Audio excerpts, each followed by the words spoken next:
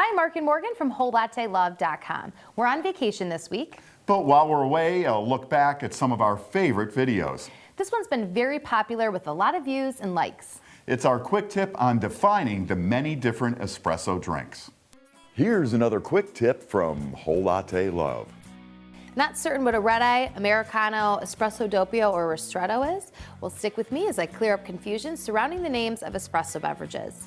Remember, espresso is not a type of bean or roast. It's a process using pressure to extract a beverage from finely ground coffee. So let's break it down.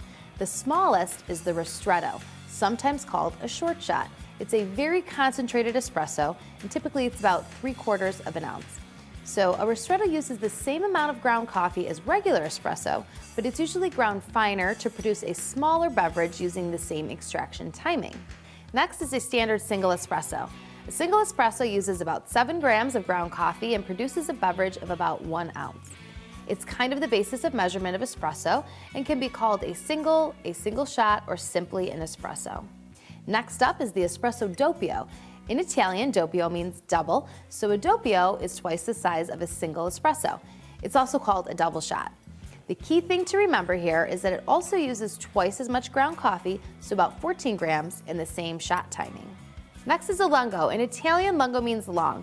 A lungo typically is 3 times the size of either a single or double espresso, so either about 3 or 6 ounces in volume. Unlike a doppio or double, it does not use more coffee, and unlike a ristretto, it does not use the same extraction time of 20 to 30 seconds. With a longer extraction time, it tends to be more bitter.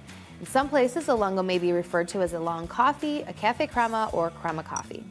Our next beverages take the espresso and add some heated water. A cafe Americano, or simply Americano, adds water to standing espresso. Its companion is the long black, which reverses the process and adds the espresso to standing hot water. So for an Americano, a single or double espresso is made, and then water equaling about double the volume of espresso is added to it. A long black is typically made by pouring a double espresso over 4 ounces of hot water. Pouring it that way leaves a more pronounced crema layer and a different flavor profile from an Americano because it retains the crema layer.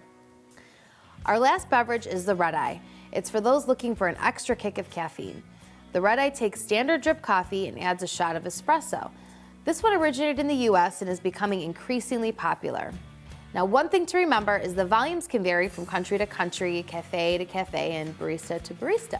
So if you're not sure what you're getting or have a specific request, talk to your barista. If they're good, they'll be happy to tell you or take your special order. The #1 source for everything coffee? WholeLatteLove.com.